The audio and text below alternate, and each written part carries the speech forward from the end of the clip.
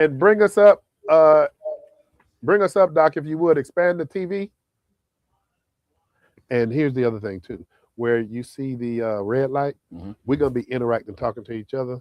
But when you want to really emphasize the point, make sure whichever camera has the red light on it, that's the one you want to We speak. live. We live. Okay.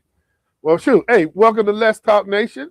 I'm your man Rod Love, and I have some guests with us. And Doc, I still see you on the screen. I have some illustrious guests with me in the studio. Doc, if you bring us up on the big screen too, please, I'd appreciate it. Man, we have a interesting show here, and everybody's familiar with seeing Dr. Nelson come in and out on the show, and got to give it up to my brother. He's all around the country on a regular basis. One of the foremost experts when you're talking about criminology, community engagement. But I'm gonna put him in a different place today. He's gonna be a co-host, and you know what? We're gonna be throwing what they call it fastballs at our guests, and our guest is none other than Mr. Derek Jackson. Man, thank you for joining us on Let's Talk Nation. Pleasure to be here. Pleasure to be here. You told me about your show. We've been watching it. I know you're community focused, and hopefully this book will land with your viewers and help me to get this message out there. Well, man, we look forward to it. But you know what? Hey, first and foremost, what we want to do here is we want to talk about, man, this book. You have a showing tomorrow, and I don't know. See, I'm not an author. I'm not like you and Randy. I'm not an author. I know they call it book releases and listening, and I don't know. But tomorrow, where are you going to be at tomorrow? Yeah, we're having a book lunch tomorrow that will be at the Society of Orlando. It's at 410 North Orange Avenue in Orlando, Florida, starting at 6:30, going until 8:30. We'll have hors d'oeuvres and wine and water, and have an opportunity to discuss my book and share with those individuals that are joining us the perspectives on what I mean by garden moments and what do I mean about men dying. So, and you took the words right out of my mouth. I mean, the title of the book, Men Dying, Garden Moments. How did you come with that title? That's the first thing I'd like to know. Well, it's sort of weird, and the reason I say that, and I talk about it in the book, in 1991, I wrote a poem called Men Dying. Randy will remember this. I remember we were on Randy's dad's porch years ago, and I wrote this poem, and it's actually in the book. It's a prose poem. It's called Men Dying. And I shared that poem with a number of colleagues and friends at work, in the same ministry I'm in to this day. And I don't know why I wrote it. I hadn't been in a serious relationship. I hadn't lost anyone in my life of any significance. But for whatever reason, those words came onto the paper that I was writing, and I shared it, and I saw the emotion coming from folks. And so when I wrote it, didn't think anything of it, but I saw the impact it had. So over the years, I would take notes on different things that I thought reflected back to the book. And I can tell you, as I grew and as I aged, I found myself in how those words changed based on my maturity. And over time, I saw what I thought was the message to what I think the message is today. And a happenstance with my health in 2023 triggered me to say it is time to put all of what I was collecting over these years, put it in a book, finalize it, and this is where we are. Wow. So, you know, when you mentioned, being on the porch with a good friend, Randy, you was on the porch of Wakulla? The dirt road. That's right. Dirt road. The dirt roads of Wakulla County, Florida. And I tell you, that upbringing, and we may get into some of that here because that type of upbringing is missed on us. There aren't any young kids that were my age then on porches having the kind of conversations we've had. And I think that's a part of what we see and what we're seeing in the community today. So in this book is really you. This book is about reflections and your passion and your conviction. I mean, but you also mentioned a health issue that you had. And, sometimes when we were coming up, we figured we were immortal. And as we get older, and I mean, me and my good friend Randy, we talk about this all the time, that we understand our vulnerabilities. Absolutely. And so it appears to me that you captured a lot of that in this book. Absolutely. And I don't want this book and viewers who haven't read the book think this is about morbidity and death. If it's about anything at all, it's about living and understanding the aspects of that. And in fact, when you were mentioning, Rod, you were talking about, the seriousness of my health at that time.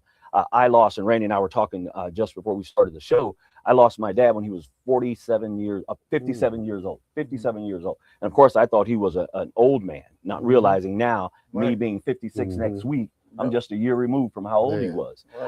But in my book, I talk about physical death. There are 4 deaths that this book speaks about. And I want people to understand, I don't mean the grave. I mean the death and how we manifest ourselves in the community, manifest ourselves in our families and what have you. So there's spiritual death, stature death, physical death. And that's the part that triggers when you were talking about me and my health scare. And that health scare is behind me. But as I reflected during the healing of that process, that motivated me to finish this. Wow. And then the 4th of those deaths that is spoke about in this book is relationship death. Yeah. So Doc, let me ask you. I mean, you've known Derek for years. When he said, "Hey, fellas, I wrote a book," what was? Well, see, I remember Derek growing up. Hey guys, come look at me. I can make my belly roll. so when we grew up, we really grew up together. Yeah. And he's my brother's best friend. So you see one, you see the other. Yeah. So that's the growth. But this is not his first book. So he also did a book way back when about when he thought he was the best basketball player out of Montgomery County. Yeah. So for me, it's kind of full circle. Yeah. You know, when you know someone, you watch him grow up, and then when he's recalling some of these things, some of it's not his experience, but experiences that he's seen throughout life. Absolutely. And all of that I can identify with, because once again we come out the same community, and some of it, you know, when you look at it, you look at the relationships, marriage, all of those things. I think he encapsulated in a manner that we can understand it, particularly as young Black men, and just seeing yourself evolve through that process. Thanks for bringing it up, because that's an interesting point that I wanted to ask you. You know, when Randy just spoke, he referenced Black men, and I mean, you know, we and see, I know you two brothers, so I can say this without any hesitancy. You know, we love people, period. Absolutely. But then there's some sensitivities as it relates to growing up being a Black man, Right. that we have to address. So, but when you look at the book and you address the book, it's for the totality of the population as well, correct? Absolutely. All demographics, and not only men, but there's an opportunity here for women, even if it's to read it, to help understand their husbands, to help them understand their kids, to help them understand why boys think and react the way they do. I try to take an opportunity to expand that from a perspective of understand how we work, how we think.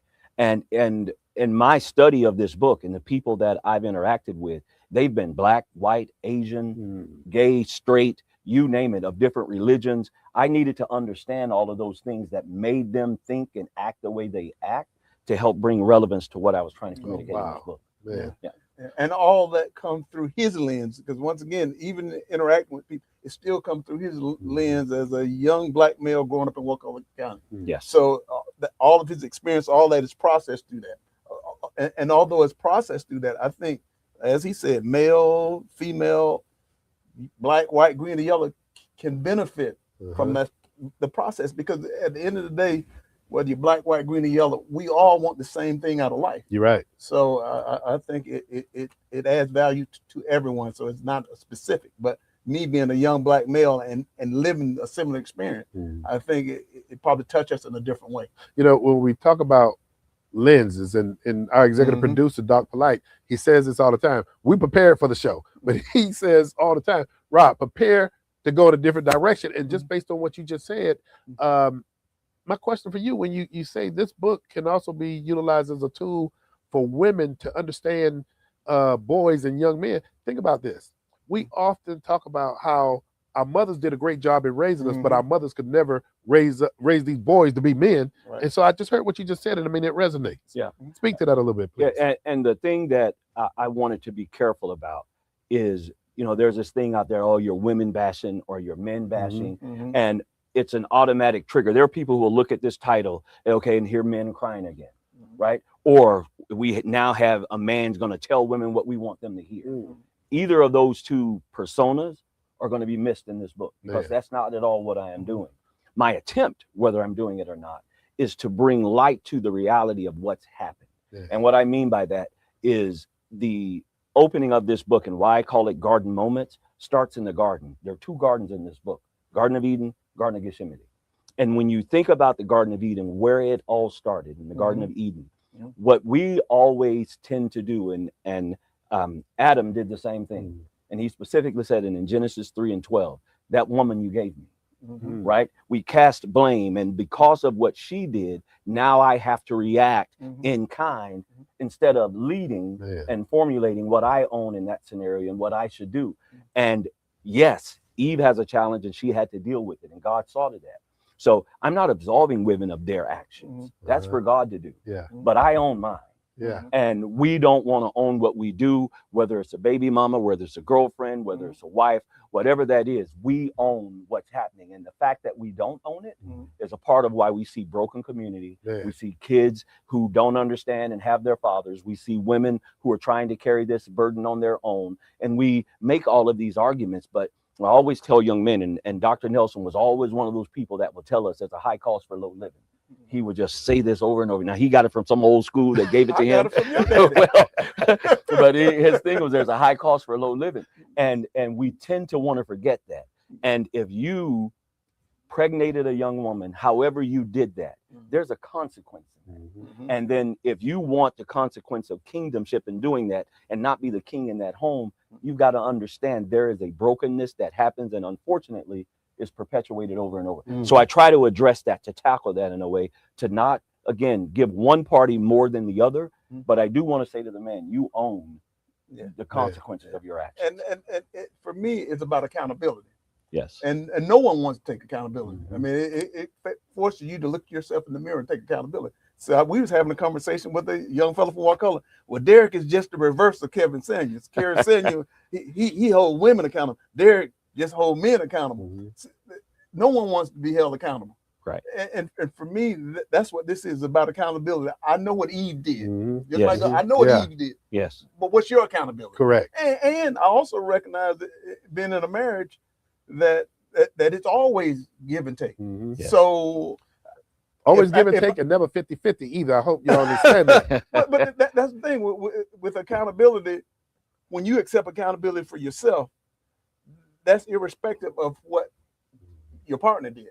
That's a hard pill to swallow. Today, tomorrow. Absolutely. I've been married 30 years. That's still hard. If I'm holding myself accountable, that can't be subjected to what she does. You're right. Accountability, my accountability is still my accountability. And that's what I got out of this book. Now, that's a difficult pill to swallow. Absolutely. That's a difficult. So it was equally hard to write. Absolutely. So the next phase is someone writing a book about Eve and hold Eve accountable. But that's not this book. That's what I had to tell. So let me ask this question. How are men silently losing their sense of identity, purpose, faith, and emotional strength? You know, you speak to that in this book. Yeah. So I'm going to ask a question that I don't want you to answer. I just want you to reflect on it. Right. And it's even more so rhetorical, because there is an absolute answer, and I don't know the answer. And I'm going to say it like this. When was the last time you cried and someone saw you? And well, I'm not talking funeral, the loss of a loved one, loss of a family member or a close friend. But I want you to think about a time when you cried. When men cry, we cry alone. We're silent in it. We cover our emotions. We're not supposed to cry. I saw my dad cry one time in those years. And it's a hard thing to do. But I want you to understand we cry. But we cry in silence. And I also want you to understand, when a man cries, when he comes out of that cry, he's a different man. Yeah. Okay. That man's a different man. I'm talking not the cry of a lost love to death. I'm talking that pain that hit you, whether it's a job, whether it's your spouse, whether it's how your kid may have said or hurt you in some manner. When a man cries, he does it alone. And I liken to that in my book, in that in all of the 4 deaths that I deal with, I talk about at what stage is that man in. I want you to think about if you ever sprained your ankle or broke your leg, they give you crutches. But you know what? I can get through that. Some of the pains and the cries you had were just crutches. You can walk away from that one. Others are like a wheelchair. You get in that wheelchair. Now, sometimes you can get out of the wheelchair, but if you have to remain in that wheelchair, there are things that you as men say, you know what? I'm not doing that again. I've reached this point in my life. That's not something I'll do. I'm not saying you shouldn't do it again. we'll throw in the towel because Yeah. what you know how hard it is. You know how hard it is for a man to walk across the room, see a girl, and ask her to dance. That's hard for a man to do, right? Man. So it's hard for a man. But maturity, a matured man will do it. But I'm Mhm. talking that you're maturing and you're growing. You can't do Mhm. that.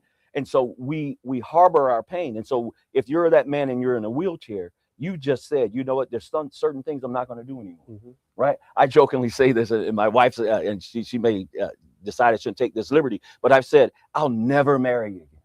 I've been married I say 30 that years. too. I've been married 30 years, I say and that. she's it for me. Yeah. I'll I agree. never marry another woman in my life. I say My that. wife has got the best of me, and if my wife goes to glory, and there's someone that will come behind me, they're going to get maybe what's left, but they'll never get 100%. She's got it, and she's the only thing. And I am not going to do this again, right? I understand what that takes, and being married is it's not for the faint of heart, and you have to recognize your ills in that, and owning them is most of our challenge. Let me ask this, because this is going in a direction I didn't anticipate. Both of you know how to swim, right? Yes. When I learned how to swim, I walked in the pool, and then I kept walking till you got to where you couldn't feel the bottom. Then you start swimming. You want to come on this show and jump in the deep end right off the bat. But and really, I say that with the utmost respect, because something that you said was a trigger just now. When you talked about men crying. Yes. Here's something that I don't think any of us realize, but I've seen it and experienced it. To the extent, men cry. It doesn't have to be the literal sense of men crying. When you talked about men crying in silence, men go through some things. Absolutely. And while they don't literally cry, just that silence, and sometimes when you know how Randy and I, we be giving each other wellness checkups, Yeah. But you are hitting the nail on the head, man. I mean, but these are the kind of things, man, that need to be discussed. I mean, if you have that network, I mean, every time I gotta say it too, every time I come up to Wakulla, you boys treat me like a brother. Your family. Your family. Catfish, shrimp, Your family. all of it. But this is a serious conversation, and now I'm really embracing the title, Men Dying. Yeah. And not being, I think, like, I've taught him off the wall, I taught you off the wall, y'all taught me off. Yeah. I think just having that outlet, I think there's a reason that Black men specifically, lifespan is shorter than most. Yes. Most. Yeah. Yes. Keeping all that stuff bottled in leads to a lot of other stuff. Yeah. So we men can't cry. Men, we just suck it through. We shut down. And not that it doesn't impact us, we shut down.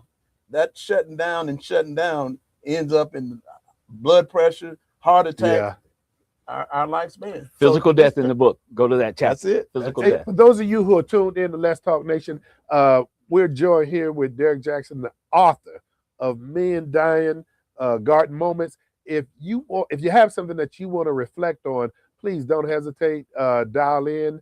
That phone number is 407-921-6195. Back to you, Mr. Jackson. Yes. And so thinking about what Randy was saying, right? And I talk about this briefly in my book. Superman, what strongest figure on earth, right? Of course, it's a mythical, it's mythical, it's superhero. But I liken the analogy to him. Even Superman would go to the fortress of solitude. That was his home, his place where he would go find his inner strength, where he would talk to his former and past homeland, and they left him the messaging, much like God leaves us with messaging about who and what to be. We all need a fortress of solitude, and little of us go to the fortress of solitude. The first chapter in this book talks about spiritual death, and churches. One of the things COVID did, other than physically taking a lot of lives, it closed the doors of the church, doors that weren't always open to begin with. Men are absent from serving. I want to be mindful of saying something. I don't put so much of the blame on men being absent from that serving, more so than I do the voices coming out of it. The voices coming out of it matter. And I talked strongly about conviction. And very little conviction. This is just an appetizer of conviction we're talking about today. But when I was a kid growing up, when the pastor spoke, I was like, why is he talking about me? Every word that came out of his mouth, I felt like he's bothering me. You today can sit in a church if you are listening, and not be bothered or convicted. Now I know someone is saying, not in my church, then God bless you, right? But there are churches, and if you're not preaching conviction, I pause on that, because men need to be convicted and understand what it is about their decisions that's going to make all of us better. And I think that it's different seasons. I do believe that, and for me, the church right now is my place of strength. A lot of the stuff I go through, when I go to church on Sunday, and 9 times out of 10, sometimes it's not what the preacher say. Sometimes it's what someone testified about, or just when I walk in, I just feel the weight. I feel the weight, and I'm personally know. I think when you get to the point that I know what's wrong and what's right, that I did the week before, the month before, I know that, and I know God know. So for me, it's me going in and just dropping the weight. But Derek is right. There's something to be said when you get fed something when you need it. And for me, I guess I'm older, but most of it is within me. And then God give me nuggets throughout. He give me nuggets throughout. And some of it, most of the nuggets I get, to be honest, don't come from church. Don't go from church. It comes from me driving the car to Orlando, listening, talking to God, reading my Bible. Yes. All of those things. And then sometimes I get in church and the pastor speaks just to what I was just thinking about. So it comes in different forms and fashion. Now, the fact that you don't see brothers in church, I do think some of that is, particularly younger brothers, need to have a reason to go. They need to feel it. For me, all these years, life has always kept me there. Then want my sons to see and experience that. Yeah, and to add on that, you know, when I was writing this book and I was looking at those 4 chapters, I realized, you know, I have to be careful. One, this is 176 pages, right? It's hard to get men, particularly my brothers, to read. Right. This book will be available in audio, by the way, for those of you who don't want to do that, because Randy's point, you can go down the street and as you're driving to Orlando, listen to the book. I get a lot of medicine in that way. But when I was writing this book, there's so much I wanted to say and things that I didn't want to say, because I wanted to ensure that I had the audience listen to the message. Because there, at some point, you can start reading it and someone will read one line in the book. You know what? I'm done. I'm not reading this anymore, not realizing that was just a part of the message. It wasn't the whole message. And the one point before I move from this, I want us to understand, because we've talked about men dying, but the most specific point that this book brings home is the garden moment. Okay. Because what we don't realize is the garden moment is where the failure occurs. And the reason I call it a garden moment is because Adam had a garden moment when Eve gave him the fruit and he did eat. But in the second garden was the same thing. When God was in Gethsemane, he went 3 times. He went to the man and asked them I have a heavy burden and I need you to be strong for me and pray for me. And we were asleep. Right? So those moments matter. And when you encounter a garden moment, I'm looking in the camera specifically now for all of us. And we jokingly say in our group, and it came about when Randy was talking earlier about a book I wrote, and that book was called 8 Seconds Later. It was just a play on me in college and feeling bad. But, you know, we said, guys, if you ever need 8 seconds, text me you need 8 seconds. And I'm very matter of fact about that. And I told our friends, don't play with that. If you need 8 seconds, if you text me or call me and say you need 8 seconds, I don't care what I'm doing. I'm responding to that time because that matters. And because garden moments are those moments, my dad would say, a single moment could be worth a lifetime of pain. Right? One single moment. And that's what garden moments talks about. It talks about making sure in those moments you give your anchor, your faith, your God an opportunity to help you in that decision.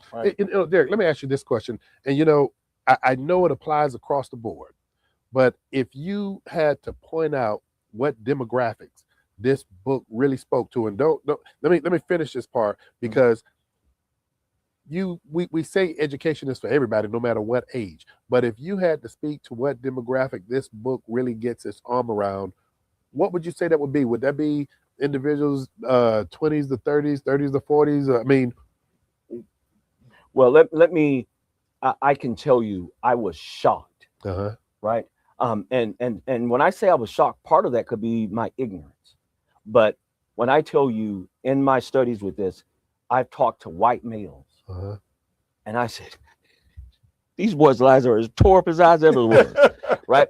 Asian, same thing as, and I mean that literally, Hispanic. So the demographics of that didn't matter. Uh-huh. Now, what I will say, and this is no science or no law, though I did do the studies on it, and there's certainly some science out there to support it. But I got married when I was 25 years old. Okay. Okay, I got married at 25 years old. Meager accommodations at that time. Now, Randy is the academics, right? That's why he's a doctor. So Randy got married maybe like in his late 30s. But I am an advocate of believing you get married young, because if you wait until you think you're someone, it's going to be, because I'm looking at three men, right? I don't know. I know Randy's question because we've grown up. Look at Rod. If we were where we were today, hard and you're single, I find it hard for us to be married, right? You're right. You because we think, I hear people now saying, I'm the catch. A woman will say she's a catch. A man will say he's the catch. We've gotten beside ourselves with who we think we are. Yeah. And the part where you get to grow up with each other, build with each other, matters. And if you're one of those people and you're trying to say, I got all of my degrees, now I'm ready for her, you're not ready for her, because you think her or he is not enough because of what you think you materially bring. But if you're not bringing the heart and life and the systems learned, and I can say, I dare say, if you over experience life, be it physical or mental, you will run and find yourself tainted by the reality of abusing yourself to too much. Yeah. No, I know. I agree. When I think of this book, I think both. I think a young lady trying to find her way and her partner in life would benefit from it. A young man would benefit, but I also see that at the back end. Gotcha. Now I'm a little different. For me, and given the young people today, there's no stick to itness. So you won't see too many people getting married at 22 and still being married at 25. You see a lot of young folk get married and they just don't have staying power. Divorce is too easy. Yeah. Yes. Divorce is too easy. Yeah. And marriage is hard. I mean, that's it was hard then. I've been married 30 years. It still requires work. Yeah. Yeah. And the difference, and we talk about this all the time, our generation, and this is just my perspective, but our generation is a generation that goes along that song that says, we fall down, but we get up. Yeah. Now there's a population when they fall down, they lay down there. Yeah. But and some of that is because of us, though. Made I it too think easy. That's exactly right. You, me, and me. And I think that me and my attempt to give my sons everything that I didn't have, I think that the things I didn't have, it made me work harder to get them. Yes. So now we're giving it to them. Yeah. So the value isn't the same. Yeah. And Randy said he's had to talk me off the cliff a number of times, and honestly say that because my upbringing, my father was absent. I mean, he could do, he didn't do because of his spiteness with my mom. But because I knew that and that was ingrained to me, it made me a better husband and father. Yes.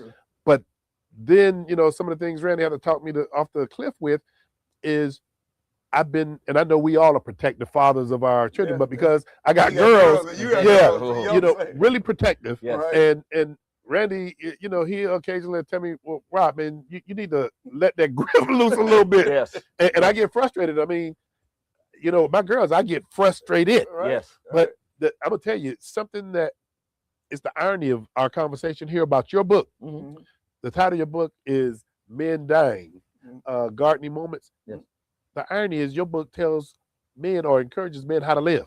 Yes, absolutely. I mean, if you can take accountability. Yeah. Now, if you're not prone to taking accountability, you'll see this book as he's just slamming men. Yeah. So, and that is the garden moment. Yeah. You're going the garden to live or the gardens to die. Yeah. Right. And there's seasons in every garden. Absolutely. It's going to happen.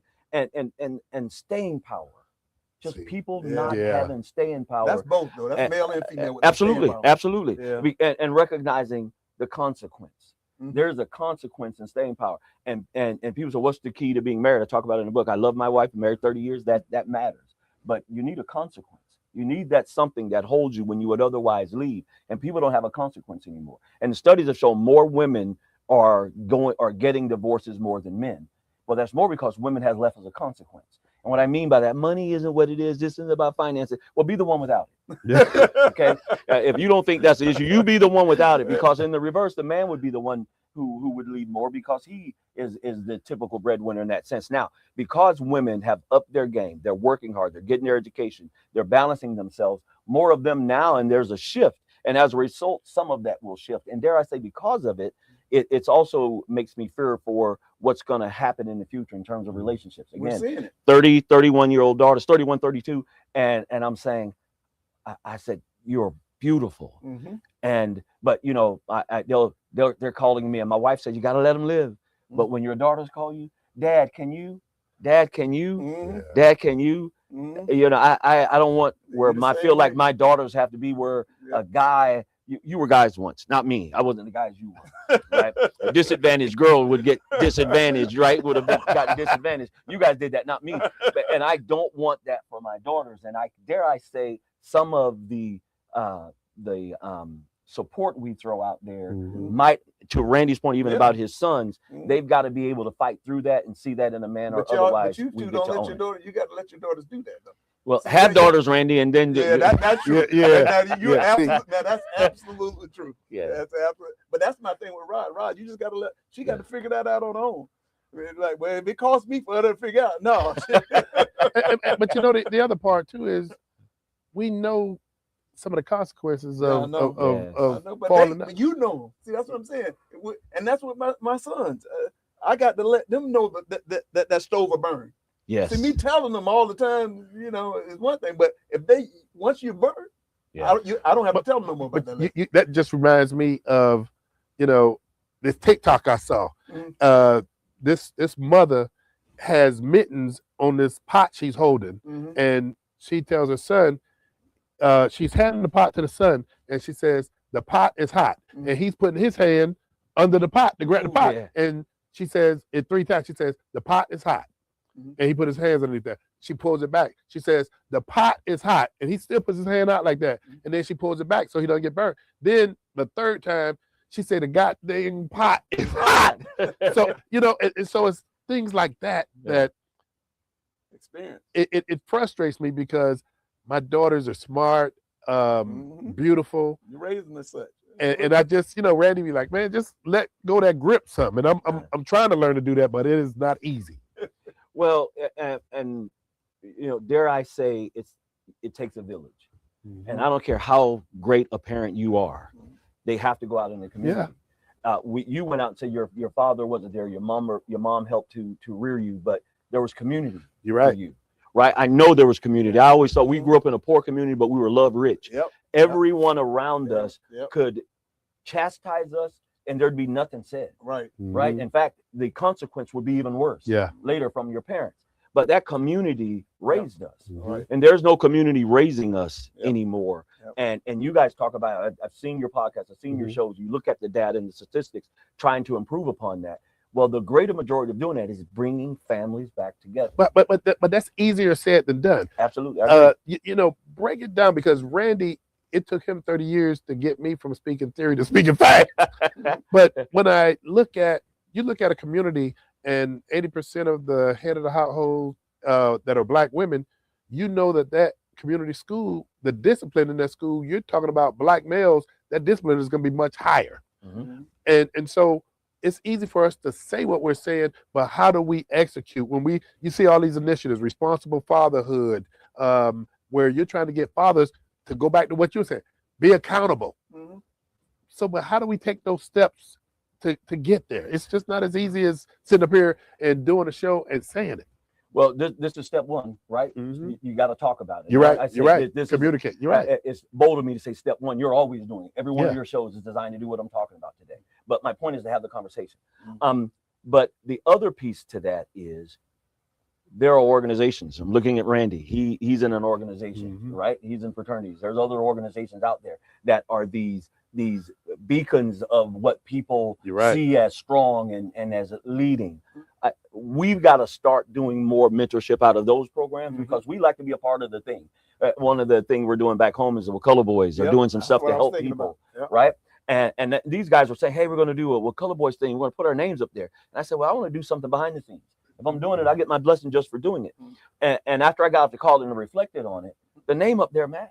Yeah. It does matter. You do want people to know who's represented, why they're represented. And that draws more people in. And we've got to start doing more of that as a community. And I can tell you, we take on leadership that's before us, whether we tend to or not. I don't want to get political here, but when President Obama was president, the whole world just felt smarter. I honestly, I just felt like people were just better. When you say better, what do you mean? Better from the standpoint that I think they're using data there, and you guys can fact check it, that education improved, that people in communities were more understanding of each other. Now I want you to understand those communities who wanted to be more understanding, right? There's divisiveness in everything. Yeah. But I think those conversations have all improved. And there you can say under the Biden administration, one could argue that we kind of just fell asleep or just didn't do anything. We just kind of were stagnant. Didn't move left, didn't move right. From Obama, it came from a sense that we've arrived. I think. But more than just us. That's what I'm saying. No, America more said than just we've black arrived. people. Right. That all this stuff about racism and all the back, we've arrived. So we're going to go from this point forward. And what we've learned that didn't happen. It didn't happen. Right. All that still, life experiences still matter. I don't think it's something that you carry with you all the time. But I do think that if you try to forget everything, you're bound to repeat it. So some of the stuff that's going on now, folks say, well, I saw this in the 60s. I saw this. Yes. But part of that is that. So President Obama, I think everybody, black, white, green, and yellow, well, we've arrived. We're America. We see America as this.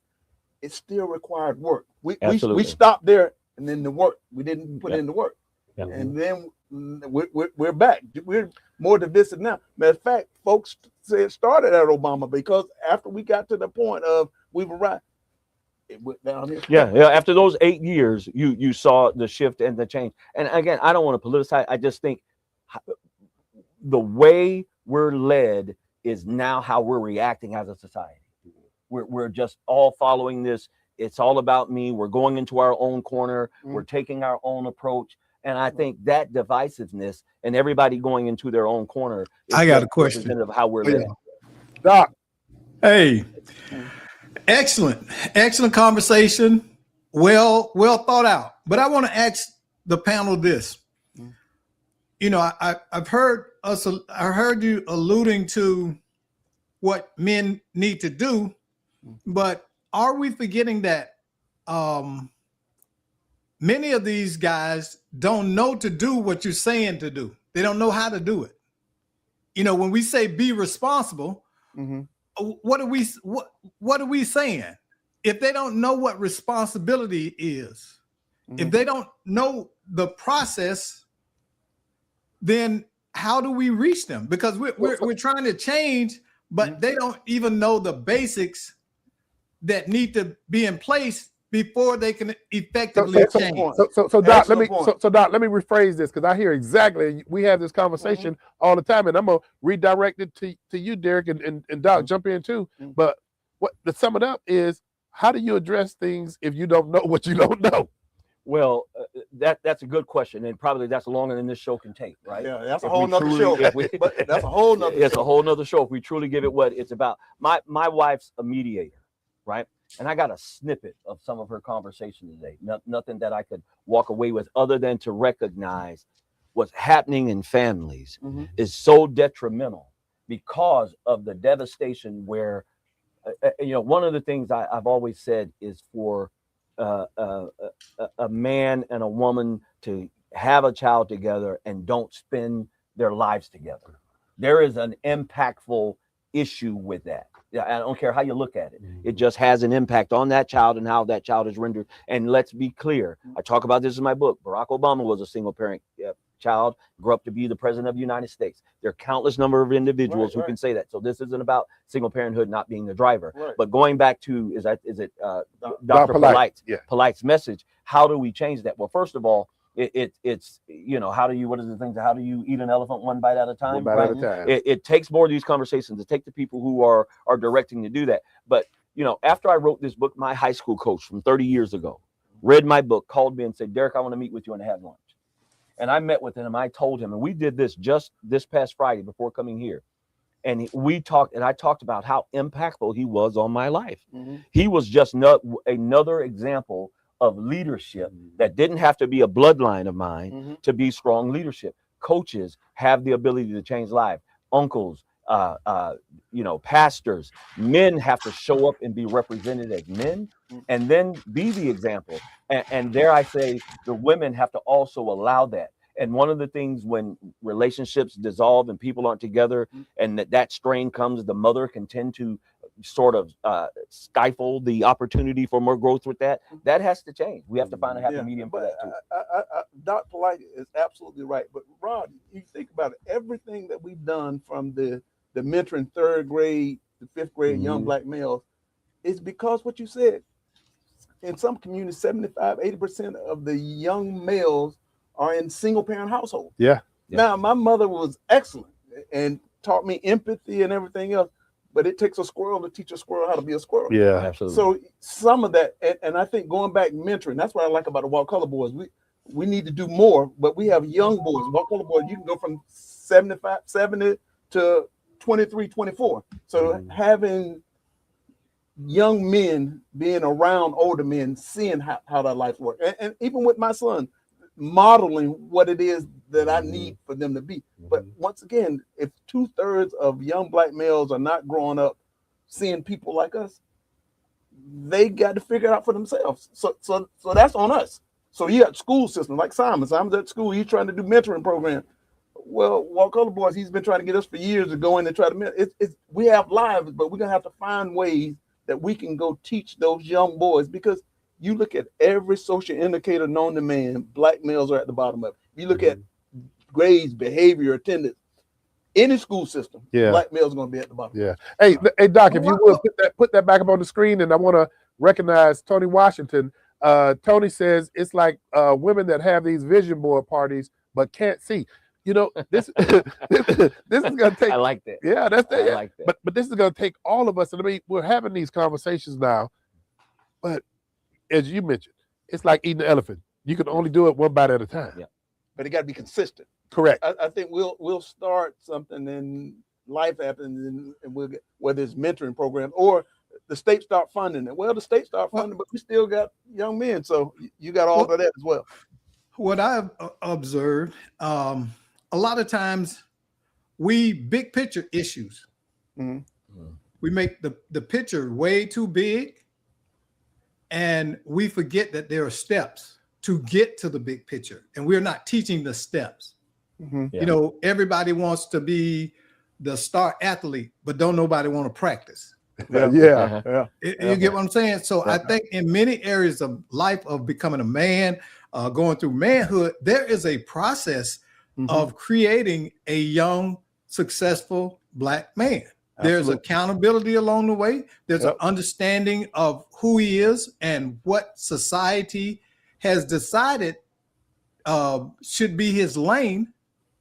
But you also have to teach the fact that they don't have to define themselves that way. See, I had 3 amazing women in my life: my mom, my aunt, my oldest aunt, and my grandmother. And I can remember them. One of the things they wouldn't let us do back when I was coming up, you know, kids get in front of white folks, they look at the shoes and all of that. We weren't allowed to do that. Look them in the eye. No, hold your head up. Yeah. Close your mouth, hold your head up. Yes, ma'am, no, ma'am. Look them in the eyes. When you talk to somebody, you stand up, you look them in the eye. So I learned that to model what it is to be a human, not just a black man, but a human. And see, and I think we far too often as black people, we don't focus enough on our humanity.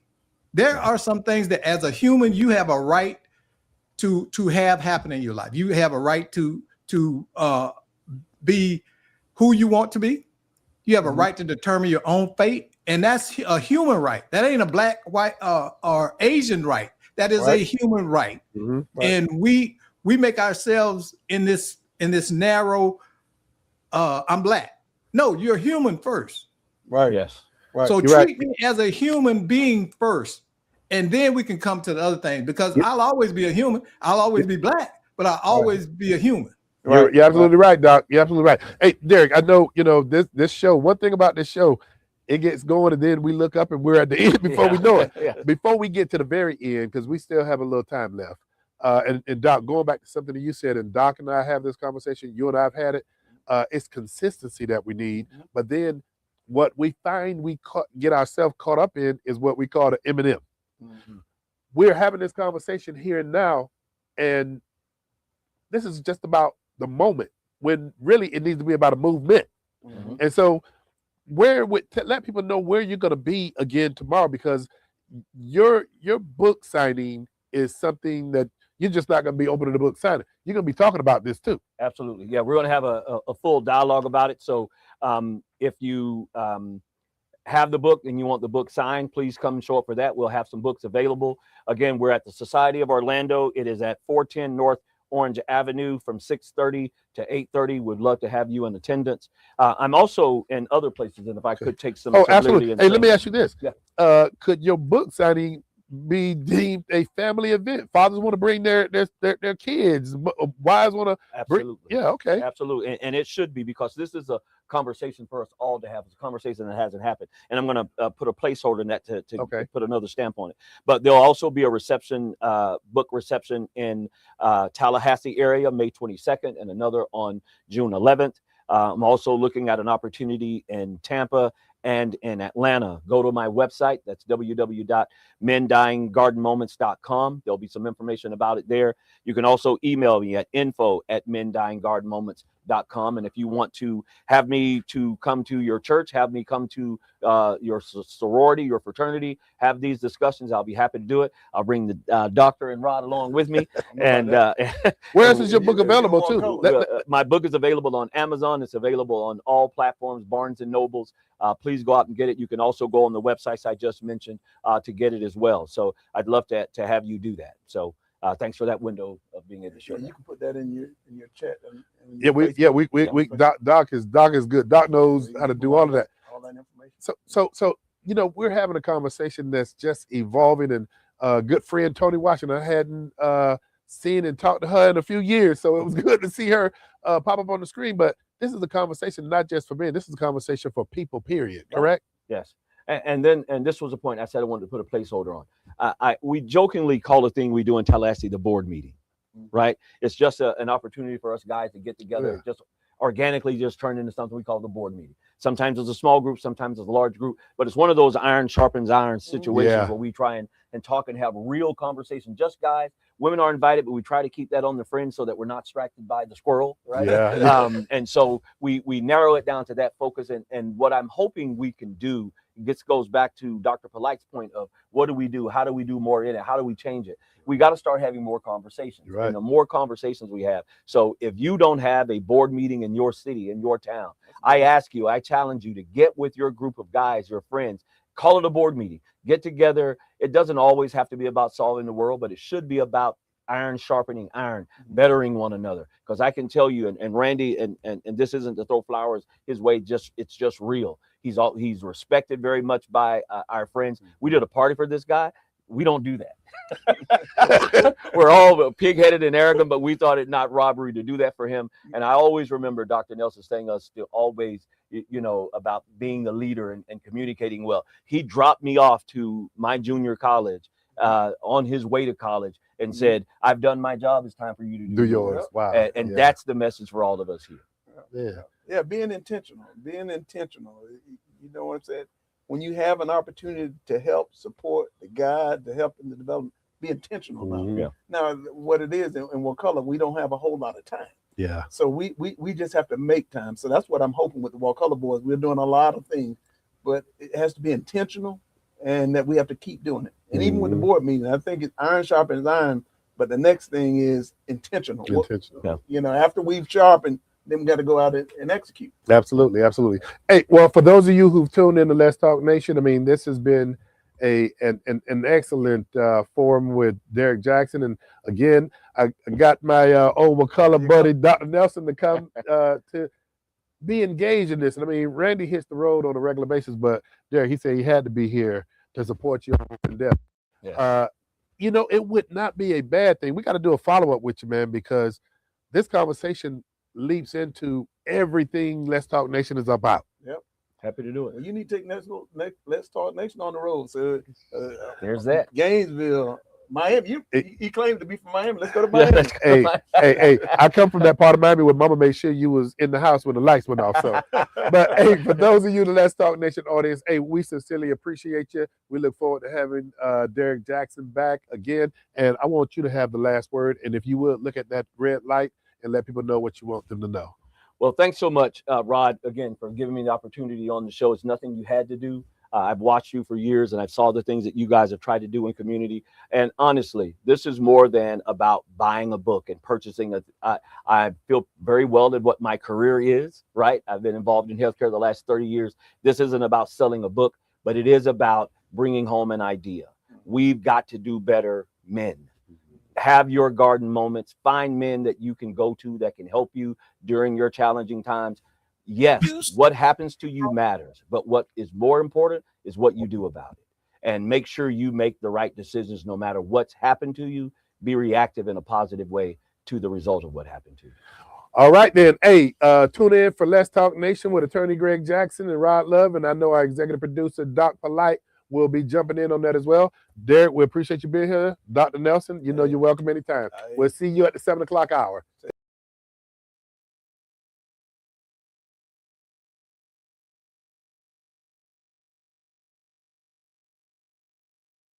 You don't gotta say a word. Let the music do the work. Every move, every sound. Got me lost, got me found. Ride that groove, don't stop. Let it hit till your heart drop. Slow it down, take control. Let that funk get in your soul. Ride that groove, don't stop. Feel the heat, let it dry all night long. We roll, vintage vibe in your soul. Soft touch, rhythm in your step. Every second got me locked, no stress. Guitar crying in the back, that old school feel, no turning back. Close your eyes, feel the wave. This the sound you wanna save on repeat every night. This that vibe, this that life. Ride that groove, don't stop. Let it hit till your heart drop. Slow it down, take control. Let that funk get in your soul. We don't need no sunrise. We just stay in this vibe. Let the record spin again. Lose yourself and just pretend. Slide with me.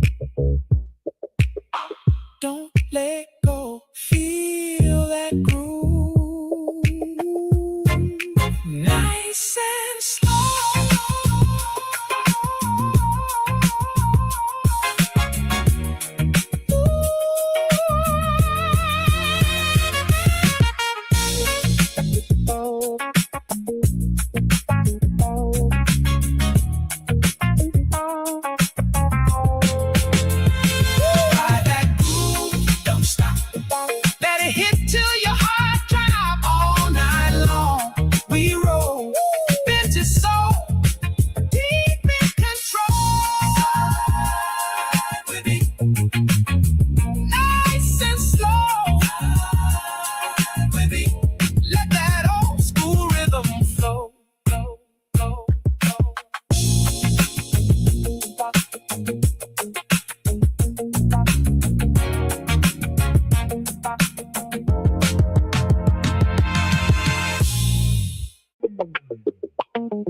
Slow burn rhythm, take me low.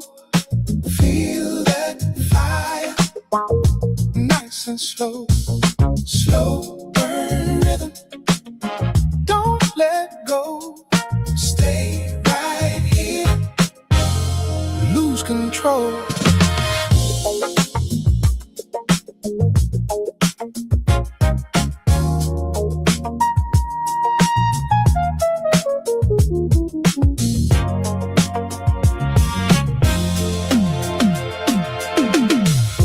Neon shadows on your face.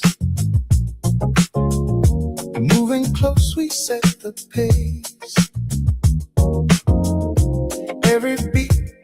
me in. Let the night begin again. No rush, just ride. Let it move inside. Every sound, every tone takes us home. Slow burn rhythm, feel the heat.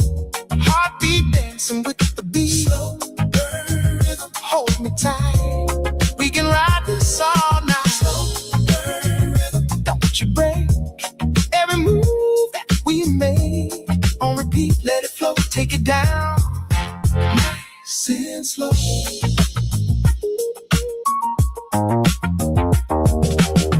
Soft groove running through your skin.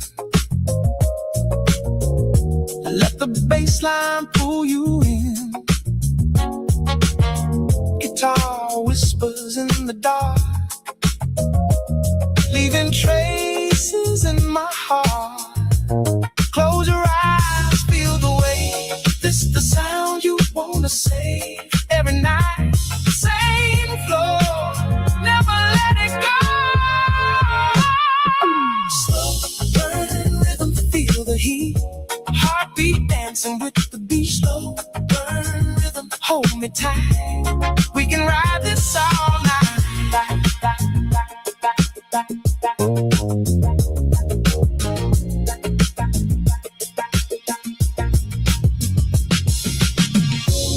If the night fades away, we just press replay.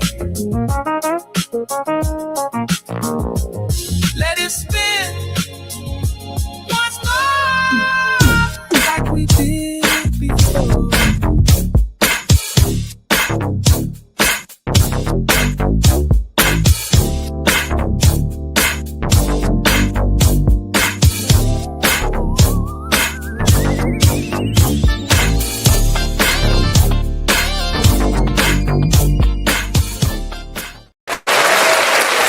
Hey, welcome to Let's Talk Nation. I'm your man, Rod Love, and most of you don't get an opportunity to see this part of the pre-show where Attorney Jackson and I, the General, are doing our setup. But, hey, welcome to Let's Talk Nation, and we'll be jumping into this real soon. So Mondo, oh, he's telling you to do something over there? Okay, we good to go. We good to go. And, boy, Doc Polite is good, man. He went from one studio to the next that quick. Hey, Doc, how are you doing this evening?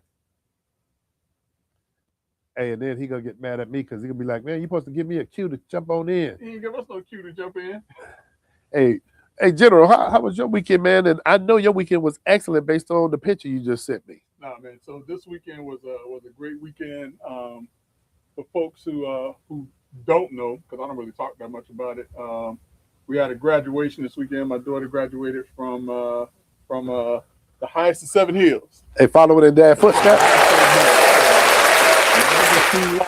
Congratulations, man. In a civil engineering program. So that means that she's a whole lot smarter than I am, and I ain't mad at her. Congrats, man. Boy, incredible. Hey, and then the plan is kind of navigating the same path Dad went. She's gonna be better than me, man. She's gonna be better than me. Well, I'm just saying the trails. I mean, we know our kids gonna come and surpass us, but FAMU now the next move. Yeah, she's looking at FSU for grad program now. And, so she's gonna be sitting in the stands doing this. Nah, I don't think she's gonna be doing that. Tell Kenny congratulations, and Dr. Uncle Dr. Polite will be calling her for a loan. Hey, I tell her. She making that chop now. Yeah, man. Man, So, congratulations to you and your wife and Kennedy. You and your lovely wife. That's exciting, man. Appreciate that. So yeah. So we got everybody's out the house and on their own and doing their own thing. But I mean, they never are completely out the house. Yeah. So, like, even if I go to my parents' house, I still got my room. You know what I'm saying? So I mean, the same thing for her. Yeah. She always has a place. So yeah, it's always. But man, General, I tell you, that is, man, incredible, exciting, because I saw Kennedy when she graduated high. What was she on the rowing team in high school, right? So she was in the rowing team in junior high. And track. And she did track in junior high, and she ran track in high school. They went to states. The for 3 years. And you take a little credit for 4 coaching years. her a little bit. You know, man, I got some skills. You know what I'm saying? I got some skills. I helped her to get the speed up. You know what I'm saying? So Man, hey man, but congratulations, man. That's exciting news. No, man, man. I appreciate that. So, but listen, I mean, all credit to her. She went up to Tallahassee, kept the nose clean, did what she had to do. Like I said, I mean, she graduated magna cum laude, which meant that she was serious about the book. Oh yeah, serious about the books. On top of her game. Yeah, on top of her game. And so I just got off the phone with her. So Doc, you know how it is, man. They can be grown and in their own house and all this other stuff, but she still called me to send her some ginger ale and some soup. So I just Instacarted her some ginger ale and some soup. And she ain't feeling well. Daddy's baby always. Yeah, I just had to send mine some money to help with their wedding. Listen, man, they never go too far, and I ain't mad though. I ain't mad. Yeah, that's exciting news, man. I mean, I'm excited because I saw this evolution. Yeah. I mean, it's kind of like the same with Rihanna, and then Reagan gonna be doing the same thing. Yeah. So you know what I'm saying? We all watched them growing up as young ladies, and we were trying to figure out where they were gonna go, and all we could do is just kind of be the examples. Yeah. Of how to do things the right way, and hope that they pick up what we're putting down. Because kids, they don't let us know that they're watching us.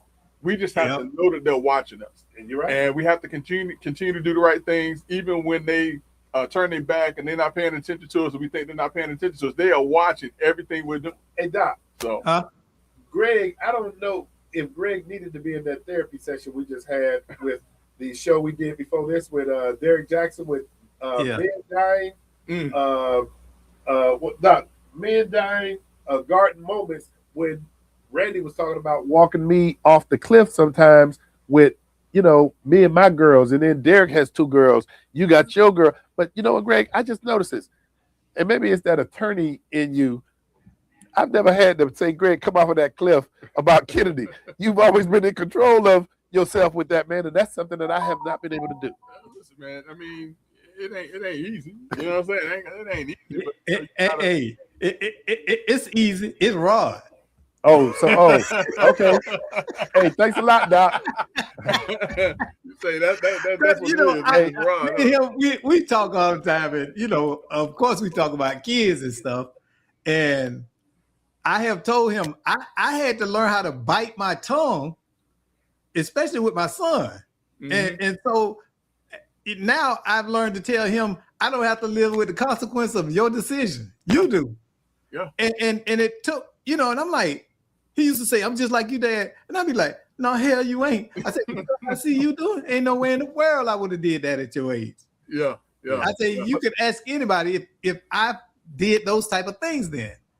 And now it's funny because he didn't mess up his life. He just drug his life, starting out in his 20s and the early 30s. Now he's trying to catch up. Mm-hmm. And I told him, I said, had you did it right when you had the time and you had the support, it would be much easier now. Now you got to do everything on your own. Yeah, man.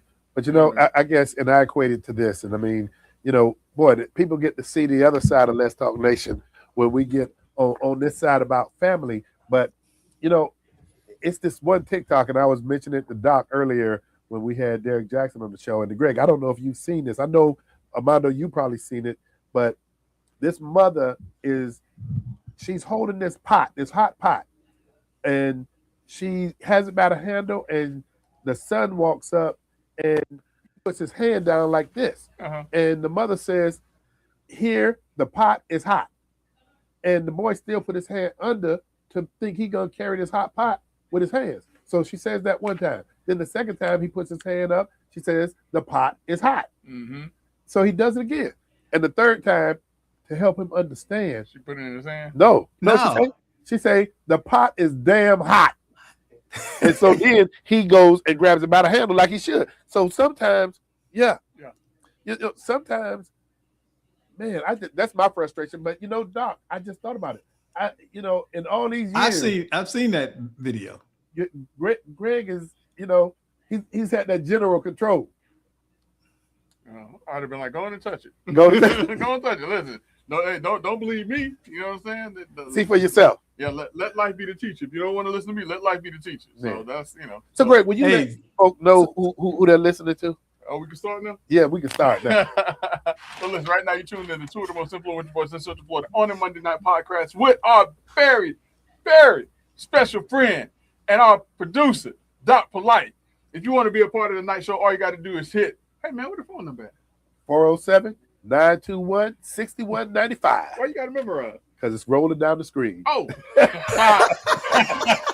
And that's these old eyes. Hey, if you want to be a part of the night show, all you got to do is Hey, hit where the smart glasses at? What? Where the smart glasses? Oh, they're in my bag right there, man. Yeah, 479-216-6195 to talk to Brother Love, Greg Jackson, and Doc Polite. Sometimes we let Armando hit the microphone. Hey, Armando, hey, don't laugh at me, man. Don't do that to me. So, Brother Love, see y'all done messed up my flow. Let's get it on, man. Let's get it on. Let's get it on. He could have just said, I memorized enough. He going to embarrass me talking about on the screen. Hey, right out the pocket. How you going to embarrass me in front of my friends, man? Hey, man. Hey, gas price. Hey, did I ever tell y'all about the story I punched my little great nephew in the throat? No, Doc. You talking to the Hey, this was before my mom passed, right? It's probably about 4 years before she passed. Uh-huh. We went to Thanksgiving at my mom's house, right? So my nephew's son was over there, and he was running around. You know how kids is. He about, I think G-Baby, BJ was like 6 or 7. He just running around, just hitting everybody. Everybody saying, "Stop, stop, stop!" He came over toward me, right? And I looked at him. I say, "I'm gonna tell you now. If you hit me, I'm gonna punch you dead in your throat." And he had been, now all the other adults, they run around there, right? He hit me and I whop right in the throat. And everybody like, why you do that? I said, I told him what was gonna happen. See, sometimes you need to teach people what's gonna happen. You gave a warning first out. Hey, don't like when them old men go to the karate class with the kids and be beating up the kids. Well, hey, one thing about Doc, hey, I fight everybody. I don't care. Hey, I'm starting calling you Dragonfly Jones, man. Hey, I'm starting calling you Dragonfly Jones. Hey, Mando, I tell people, I don't hit people. Hey, the laughter tonight. Yeah. Hey, Dragonfly Jones being them little karate kids in the class of little kids with the karate thing. Boom. Bam. Hey, his little like a Barton Lawrence. No, his listen, hot water. Hey, that's a true story. My wife was livid. She was like, I know you didn't just do that to that kid. I said, yes, I did, because I told him. You gave warning. Listen, for DCF, get on, man. Let's talk about gas. Let's get him out of trouble with DCF. Hey, the statute of limitation is over with. It's over Ain't with. no statute of limitations on that. Hey, wait a minute now, because I give you an update. The little joker in juvenile. Now. Oh, you ain't hit him hard enough then. Yeah. So he didn't learn. Right there. He didn't learn. But then what are we learning about these gas prices? Listen, man, I don't know if everybody has to be paying attention. I mean, like I said, I drove up to Tallahassee this weekend, so obviously I had to stop and get gas a couple of times. And I mean, right now, you're talking about gas prices for regular unleaded at $4.37 a gallon. If you're getting premium, now you're talking about $5 and some odd cents a gallon. In California, the average gas price in California right now is over $6 a gallon. So we talking about regular? Talking about regular gas. Ooh. So Americans, man, I mean, we're starting to really and truly feel the crunch from what's taking place with these gas prices. Now, correct me if I'm wrong, but I could have sworn that President Trump said that when he got into office that he was going to make this the best and strongest economy for everybody. Yeah. How are people feeling now? You know what? I mean, those gas prices are affecting everything. Everything. Food prices, entertainment prices. And also, who sent that this weekend? Was that you, Armando, or Doc Polite about what happened with Spirit Airlines? Oh, Mondo sent that. Mondo put us up today. Listen, that's a direct correlation to these gas prices, also. Yeah. Yeah. So let me ask you this question, Greg. And I haven't kept up, and I've been busy. Is the straits open or closed now? This is my understanding, and this is fascinating when I found this out. And Doc, I don't know if you heard this or not, but apparently the Straits of Hormuz are open for some folks, but not the U.S. or Israel. So when they were talking about certain people paying tolls to come through, these are the countries that have agreed with Iran that they'll pay a toll to come through. And maybe that's why some of the countries aren't coming behind the U.S. because they're actually able to get through. But Right now, the U.S. isn't able to get through, and today or yesterday, President Trump indicated that they're going to be U.S. flagged ships to bring or to escort U.S. commercial vessels through the Strait of Hormuz. Well, Greg, let me ask you this. I mean, and you, me, and Doc, we've been having this conversation. I'm sure Mondo's up to speed on it, but isn't it hundreds of freight ships that go through the Straits of Hormuz? So do we have that capacity to escort enough ships through there to, I mean, because right now, if that thing opened up yesterday, based on talking heads, we wouldn't feel the impact of it till sometime toward the end of the year. In terms of let me say this. Let me say this, because I want to frame this up. Right now, the United States is getting played in regards to this oil thing. What's happening is the ships that are getting through, they're not paying in US dollars. They're paying in yens. Oh, Chinese currency. So they're paying. Iran is telling them, we letting you through, but we don't want dollars, we want yen. So that's happening. In the Chinese economy in the tank though right now? No, they're not dealing with this. Guess why? 60% of their automobiles are electric. So it doesn't have the same. Though. Huh? No, I thought China was getting tagged from the tariffs though. What tariffs? The U.S. tariffs, remember? Man, listen, that stuff's still coming here. You still go and shop at Walmart, don't you? No, I don't shop in Walmart, man. Yeah, people still shop at Amazon. Oh, you don't shop at Walmart? Oh, okay. Oh, you got that big money. No, big money. Hey, listen, I shop at Publix and I shop at Target and Target. Target. I'll never shop at Target. Oh, I don't like. You gonna talk about me and Walmart? Listen, I don't do Target. Hey, Target. You know what? Let me get y'all refocused because I want to talk about what's taking place out there. Great. Iran. I mean, there's some reports about it firing missiles and things of the nature. We'll bring us up to speed on that. So I mean, when the president of the U.S. announced that there were going to be U.S. vessels or U.S. ships leading commercial vessels through the Straits of Hormuz, Iran basically said that violates the ceasefire. So believe it or not, y'all, we still have a ceasefire that's taking place right now between the U.S. and Iran. Believe it or not. So they said that by the U.S. saying that they were going to escort those ships or our ships basically through the Straits of Hormuz, that violated the ceasefire. So just today, as a matter of fact, Iran shot off some missiles and some drones, and they also sent out some small ships to attack U.S. vessels, ships, because they felt that this was a violation of the ceasefire. The U.S. in return, they have attack helicopters, the Apaches, and I forget the others that's out there, that are attacking the small ships that are being sent out to address these vessels. So there's some serious conflict that are happening right now in those waters because the U.S. wants to get the ships through. Iran is saying nobody can get the ships through, or U.S. ships can't go through.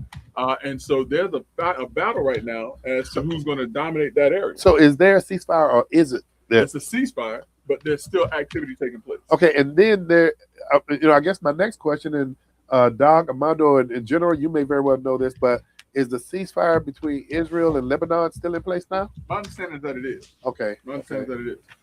But here's the thing, though. The reason why I say that there's still a ceasefire, and I believe so, is because no one really and truly even knows right now today who is in control in Iran. There's a political class and there's a military class. Anytime the political class steps in and says, hey, we want to work and we want to try to get this resolved, the military class steps in and says, y'all don't have the authority to do that. And think about it now. If you have politicians versus the military, who do you think is going to come out on top of that? Military. Yeah. Military. Yeah. All day. So who are we really negotiating with? I mean, and that's the question. Because they already decimated the top 3 levels, or possibly the top 4 levels of leadership in Iran.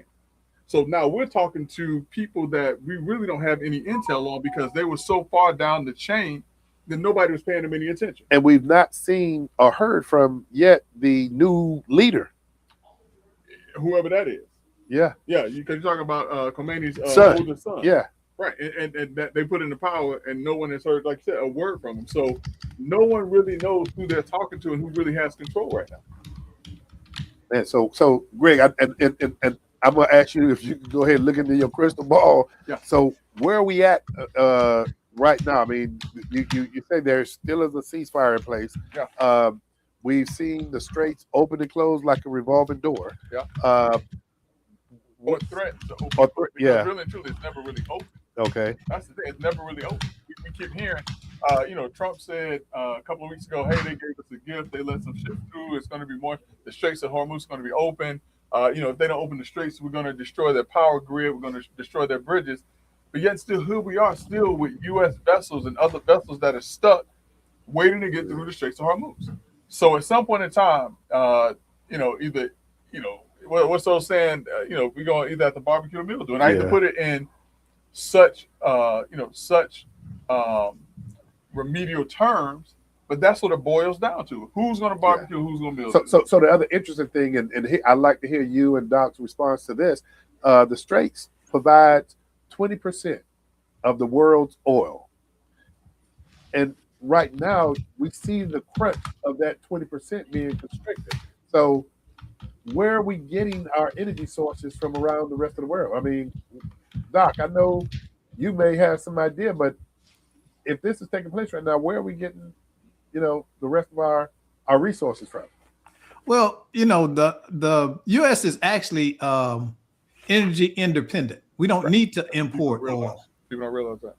Yeah. So it doesn't impact us the same way. But here's the thing.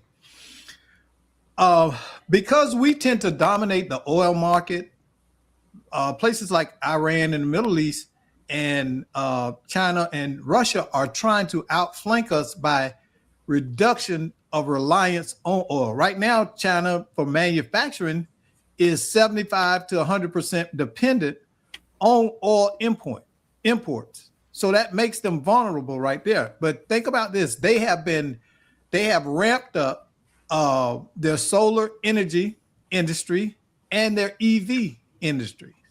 So within, let's say, a generation, that's going to greatly reduce their reliance on imported oil.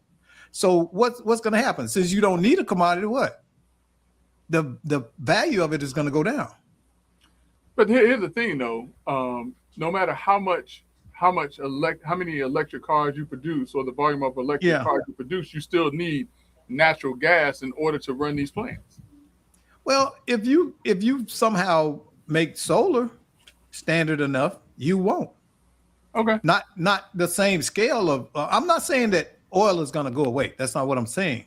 But the reliance on it to operate and standardize the majority of their manufacturing sector will be greatly reduced.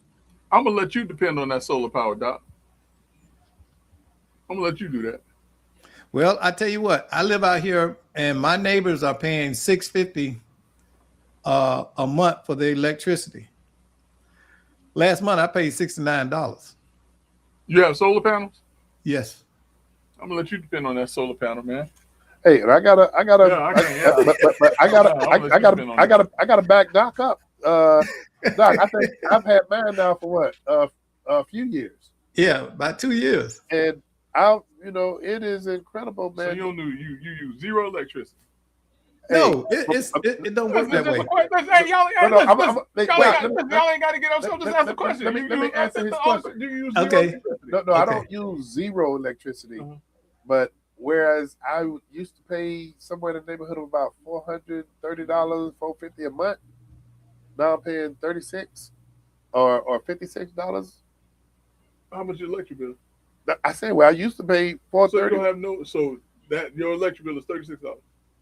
Yeah. I can show you better than I can tell you. Okay. Now, the reason, let me tell you why we still got an electric bill. No, y'all ain't got you just told me you ain't got no electric bill. No, he said $36. He paid $36. And no solar energy bill. Yeah, you got solar energy bill. All right, how much is solar energy bill? But listen, first of all, how much is the solar energy bill? Mine is $158 a month. All right, so 158. And mine 170. So $200. Okay, but see, this is why we pay us energy bill, because it's mandated that we be connected to the grid.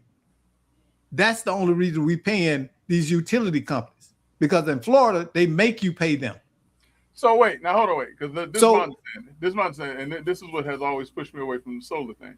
Mm-hmm. So you have to buy the panels, right? Correct. And the panels, whatever you pay for the panels is in addition to what you pay for the solar energy. Right? Correct. In addition to what you pay for the electric. In addition to what you pay for the electric. So you got an electric bill, you got a solar bill, yeah, and you got to pay for the panels that they put in. No, so you got a panel bill and you got the electric bill, and then you got to see if we would have gotten solar. I think maybe 7 years ago, before they enacted legislation to where you had to be connected to the electric company, you got to pay a $30 or regular $30 bill to the electric company to stay connected. So yeah. my monthly panel bill is $170. My utility bill is like $30. Maybe it could run from anywhere from $36 to $56 a month, and that is running both central air systems. See, and mine is higher because I didn't trust it either. Where you have them installed? On your roof? On my roof, yeah. And what happens to the warranty on your roof? See, here's the thing: a lot of people don't understand. Yeah, I just want to know what happens to the warranty on your roof. If anything happens to those solar panels, they repair. They repair them. Not the panels, the warranty on your roof. Oh, that too. The roof is set. The roof is. I still am obligated to the roof. Matter of fact, I just recently been in the home 18 years now and just got the roof replaced. Right. If the roof is damaged as a result, hold on. If the roof is damaged, because we got the same solar panel company. If the roof is damaged as a result of the solar panels, they replace it. They replace the damage that's done by the solar panels. No, okay. All right. So, but the warranty to your roof and overall, does the warranty to your roof remain in place when you put the solar panels on it? I would say yes. No, my understanding is that it doesn't. What do you mean the warranty? Okay, so if you right now you have a warranty on your roof when they construct your roof, you have a warranty on your roof for however long, whatever.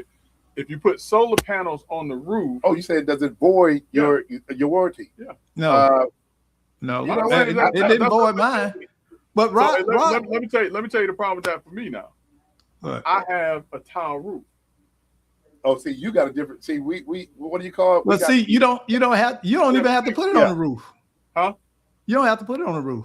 Yeah, I don't want it on the ground out in the yard. So no, they can put it on a pole. Put it on the roof. And if you put it on the roof with the tile, our warranty on our tile roof goes away. See, Greg got that fancy real. Yeah. We got regular people roof. You know, we got regular people roof. Hey, let me ask. I got a regular people roof. Hey, General, do we have an endorsement commercial for many of these solar panel companies? And we up here giving them all this time. Yeah, man. All right, man. Yeah. Hey, so here's the next thing I wanted to talk about, man.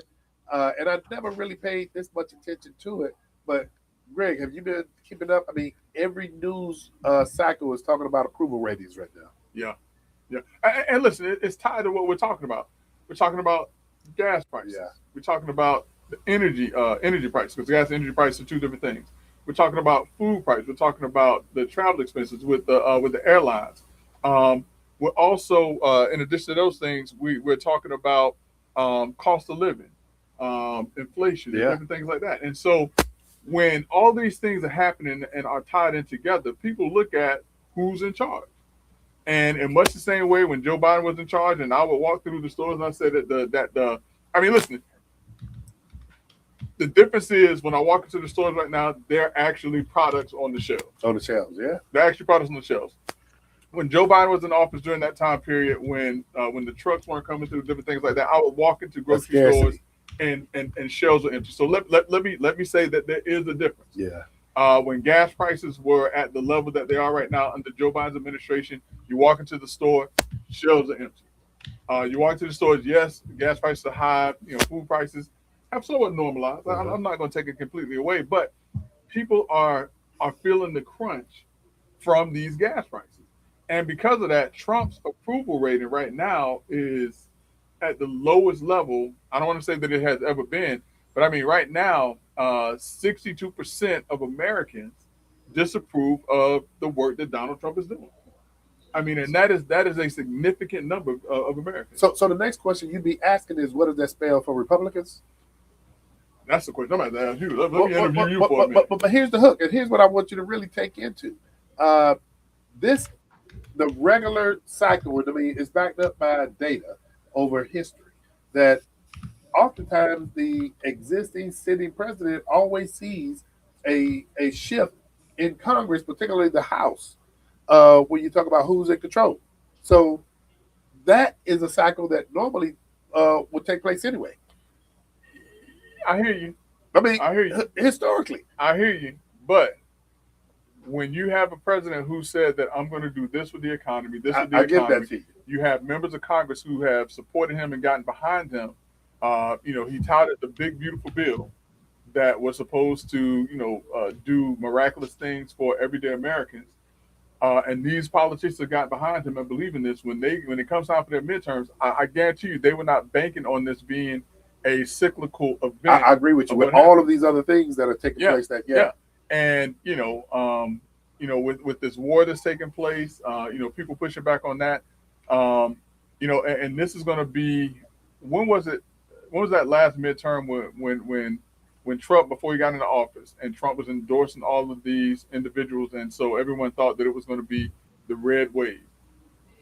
And you saw it happen with the red wave. And I mean, right now, Republicans have a slim, slim majority in the House and a slim, slim majority in the Senate. If they lose either one of those houses, he can't get anything pushed through. You're right.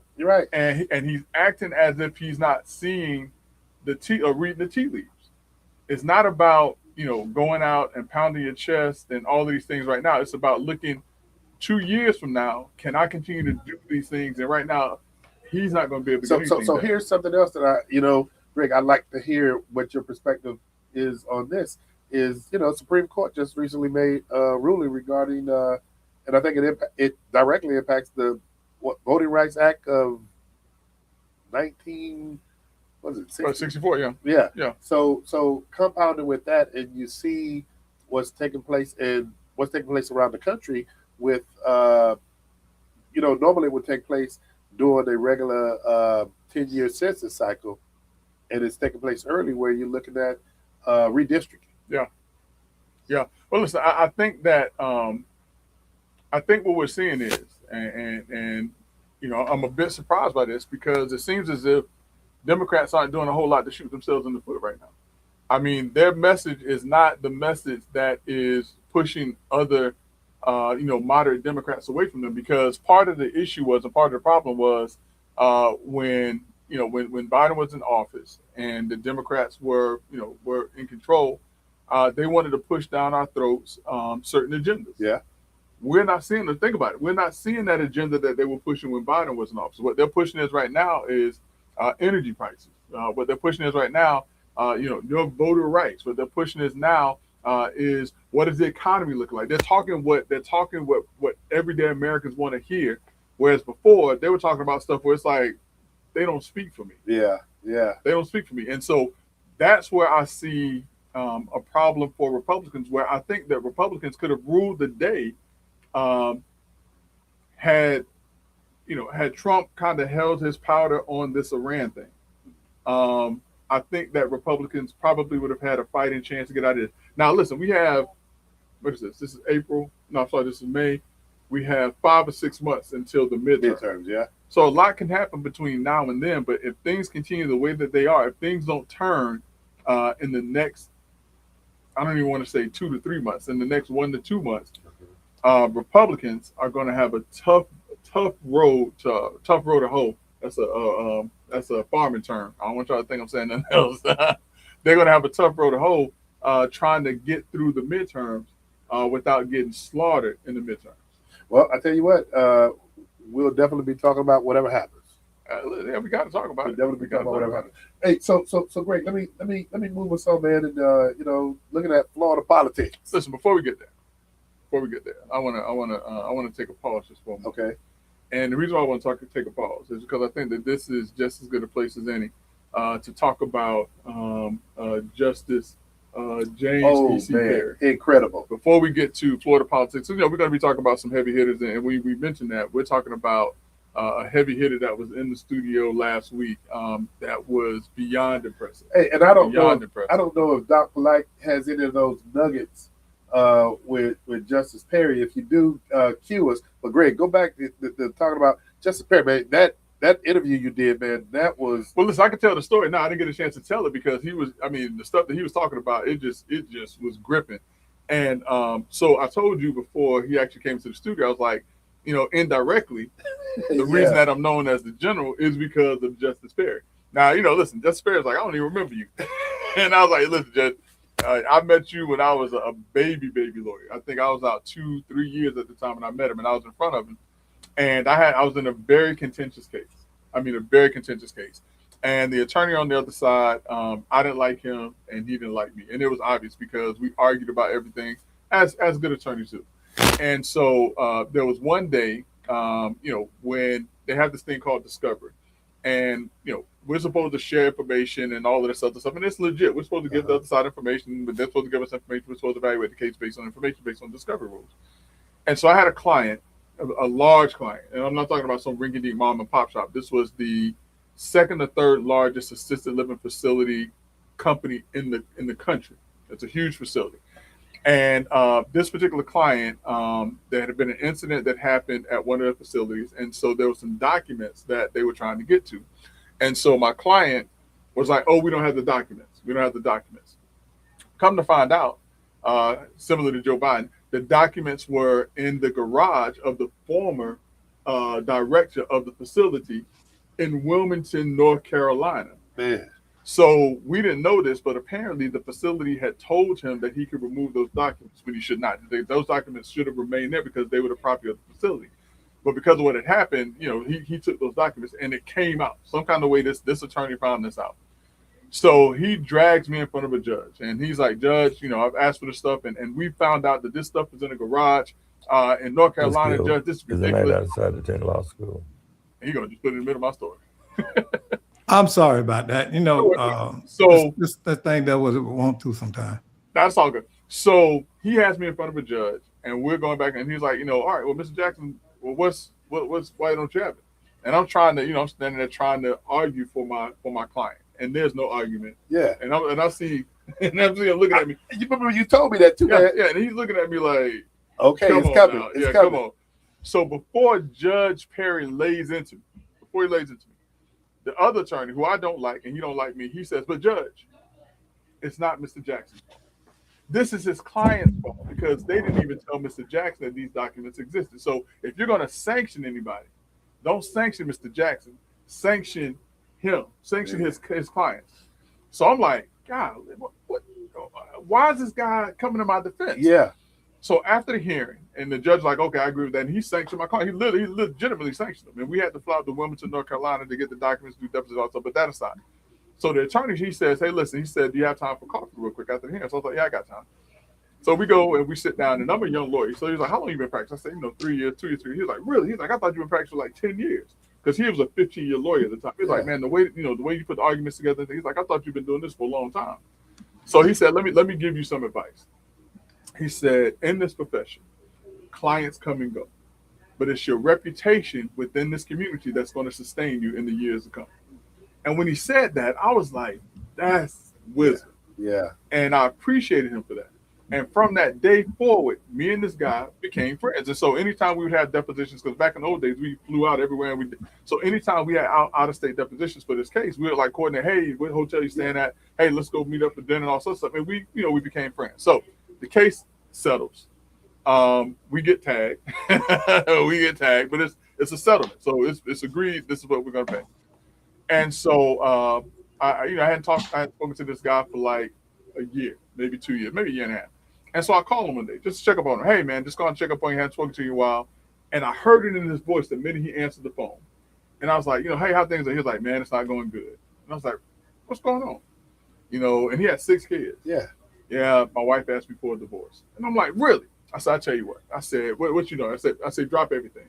I said, meet me downtown. And so this is when, Thornton Park was really, really, and it's still kind of hit too. I said, meet me in Thornton Park at Hugh Restaurant. There was a restaurant called Hugh. And he met me down there, and I said, look, I said, I'm going to get you through this. I said, a lot of times females, when they go through things, they have friends that come around them. I said, I'm going to get you through this. So I started calling my friends. Yeah. I called, Pinto was one of them. My cousin, who's like a sister, who's literally like a sister, we grew up together. I called her. She came up from Miami. She brought some friends. I had some friends at work, and we all just started like hanging out with this guy.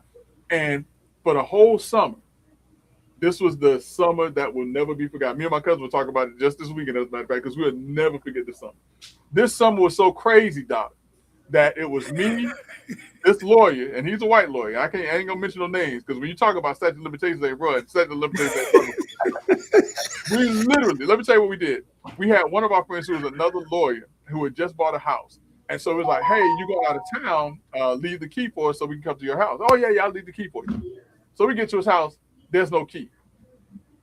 Me and my friend, the white lawyer, we break into the man's house. And when I say we break into his house, we literally go to the back, checking windows, lifting up windows, and Ed is, my friend said, I said, hey, y'all gonna know his last name, I ain't gonna do that. He's like, hey, we can go through this window. Now he's 6'4". I'm 6 even. And I was like, look, I'm a black dude. I'm not climbing. You know what I'm saying? I said, I'm gonna let you climb through the window first. So he climbs through the window. He's like, all right, it's all clear. Come on. So I climbed through the window. We opened up the door and we let everybody in. And we stayed there for the weekend. Our friend comes and he's like, how y'all get my house? We was like, you should have left the key. So the whole point is this, right? So every time we would get together, I call him Edie. I call Edie. Hey, Edie, are you ready? I'm about to rally the troops. She said, all right, General, rally the troops. So that's why I got the name. The General was from that time, that summer, because I would rally the troops to hang around this guy to get him through his divorce. And he has gotten through his divorce, big time lawyer, man. Has a beautiful big time wife with a big time house in one of the exclusive areas. And I was at a restaurant, my wife, not too long ago, maybe like 2 years ago now. And I'm sitting in a restaurant, and all of a sudden I hear, General, and I know who it is. And that's where the name. That's where. So if anybody ever wonders where I get the name, that's how I got the name, the General. Man, hey Doc, you had to be there when he first told me this story. Yeah, but it's a good story. But Judge Perry was the one that precipitated that relationship between me and this attorney. Because if that never happened, I never got into this thing. I never would have met this lawyer. But Judge Perry, that aside, man. Doc, you heard. Yeah, man. Listen, I was so impressed. It was like, dang, this is the blueprint. Yeah, this guy is the blueprint. Hey, the real deal. I mean, but hey, I pull up the clip where he talks about why he became a lawyer. Do that. Yeah, that's good. Yeah, that's good. That's good. So I'm gonna run that right quick. Okay. I was driving home from work. I lived off post, and driving home, and the alert came on the radio. Dr. King was killed, and the commentator said King is dead, Whitney Young is dead. He went through the litany of black so-called leaders. Right. And in the Army, they told me I was an officer, gentleman, and a leader. And I said, well, I need to go to law school to gain credibility, because I knew 2/3 of the Congress people were lawyers, and our leaders were the preachers. And the preachers were good. I mean, I respect them, but they talked a different language than the lawyers did. So I figured it would also give me credibility. My views have never really changed, but with that degree and a law license behind my name, I could enter spaces that I wouldn't ordinarily be invited to.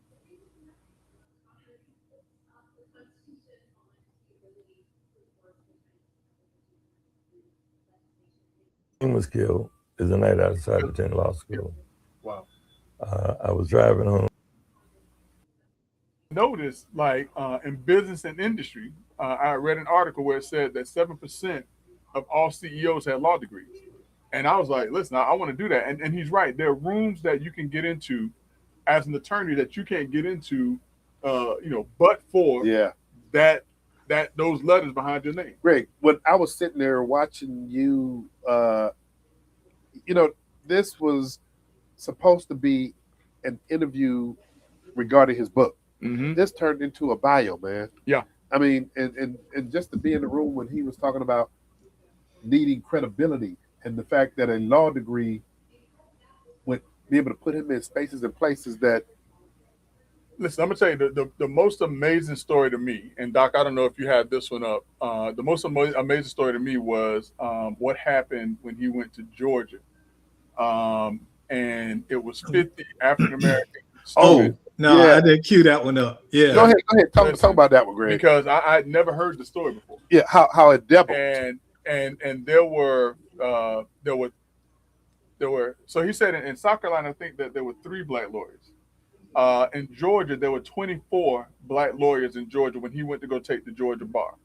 And there was this thing back in the early 1970s where they said only 3 black applicants will pass the bar. They just knew only 3 of them will pass.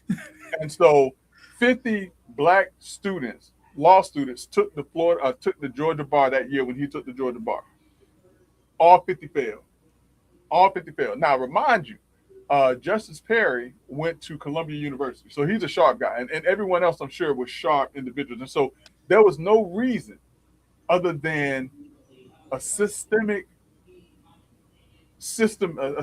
place that kept African Americans from passing the bar. So I said, well, how would they know? I said, how do they know the black students? You had to take your picture and put it on your application. So they knew what everybody looked like. And so 50 out of 50 failed the Georgia bar exam. 50 out of 50. So now he wanted to fight it. And so he went to the other people who failed. He was like, yo, listen, we got to fight this thing.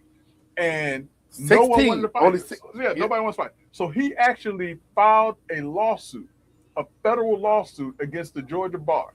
And out of the 50 students, or out of the 50 applicants, only 16 wanted to join him. Now, in order to what we call mitigate damages, or to show that you at least tried to correct what took place, he took the bar exam. The 50 of them took, I don't know if all 50 of them, but they took the bar exam the next cycle. Out of the 16, out of those who 11 people, out of the 16 that joined the lawsuit, 11 of them passed, and another 13 passed the next year. Now, remember what I said. Before that, only 3 black applicants would pass the Georgia bar. In the span of 1 year, 24 black lawyers joined the Georgia bar. In other words, with his lawsuit and his resolve and bringing people together and to sue the Georgia bar, they increased the number of black lawyers in Georgia in 1 year. They doubled the number of black lawyers in Georgia in 1 year. Man, you had to be in the room. Yeah, you had to be in the room because listening to that interview, it was inspirational, man. Yeah, and I mean, the fact that he was talking about his grandmother, he didn't have the best relationship with his grandmother. She told him. I mean, think about. I mean, Doc, think about your grandmother. She said this to you. Not, you're not going to amount to much. You're gonna have some trouble. She told them, you ain't gonna be nothing. Yeah, you ain't gonna be anything. Yeah, he shared the story about her $5. Yeah. She had accused him of stealing $5. Yeah. And he said he didn't. And that's where that remark came from. Right. And then he said she ended up finding it a week later, but she never apologized. Never apologized. And we have to put these nuggets out there, because one of the other stories that really stuck out to me is when he told a story about when he was on the Supreme Court and he hired all 3 of his. Everybody had 3 clerks. Yeah. And he hired all of his clerks were black. And Greg, he said somebody came up to him. Yeah, this is gonna be a problem. Yeah, said this is gonna be a problem. Aren't you afraid of somebody accusing you of being a racist?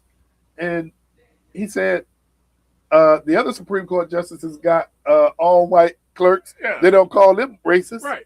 So I mean, this whole interview, man, was. But not only that, and get this though, and he's right. And I was at a courthouse over in Sumter County on Friday, and I had to stop somebody from doing this to me. A lot of times when you see a young black lawyer or a black lawyer with a non-black lawyer, they'll turn their head and won't even speak. He did bring it, I mean, this is like real life stuff that even you see even in this day. It's like we're afraid to acknowledge each other. And I'm gonna tell you, anytime I'm in a deposition with another young lawyer, African American lawyer, or another African American lawyer, I make it my business to compliment them. Now, listen, I give them the business now, but I make it my business to compliment them. As a matter of fact, if they have their managing attorney on the line with them, because sometimes they'll get on and they'll listen and they'll see how things are going, and I say, hey, listen, this guy's doing an outstanding job. No matter if I've done ripped them up and done everything I had to do, when I get them in front, hey, he's doing a great job. Y'all got it. Y'all have a gem in this guy, and I make sure that I compliment them. I had one young black lawyer. He messed up in a trial, and I told him, keep your head up, man. Yeah. Keep your head up. Don't let this define who you are. Keep your head up, and you keep learning. And I had him in the deposition. And a lot of times in depositions, attorneys, they can object, but they should not do speaking objections. So he's objecting, and then he's like, well, Mr. Jackson did it. So he did a couple. I said, all right, let me tell you something. Don't maybe do you like I do everybody else. Like, you ain't going to interrupt my deposition too many more times. I said, I'm doing this because I like you now. Calm down. But I said jokingly, but I was like, listen, I'm letting you get, I'm letting you do something I don't normally let people do. But I always try to encourage them, big them up, support them. I give them my number, even if they're on the other side. Call me if you have any questions. You'll be surprised that the number of people I give my number to never call. Never call. And I've been in business for a quarter of a century on both sides. I've tried cases as a defense lawyer, as a partner in two defense firms.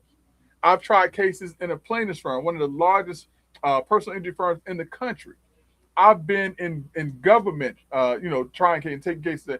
And I tell these, you call me. Just ask me questions. They don't do it. They don't do it. Why do you think they don't do it? It's the stigma of we still don't know how to make it without somebody else that doesn't look like us. Oh wow! But and I think all three of us have been in spaces where we the only person of color in there. Yeah. And I've seen myself do the same thing. I remember this young lady, she kept trying to tell me about racism in the company. And I'm like, what racism? What are they doing? And she could not define it to me. Uh-huh. And I'm like, you looking for stuff that ain't there. I say, because I get along with everybody here. I don't come in here and talk about Black power and all that stuff. I come in here and I talk about client business and my caseload. That's it. I don't need to. I'm not making friends. These are co-workers. That's somebody calling in.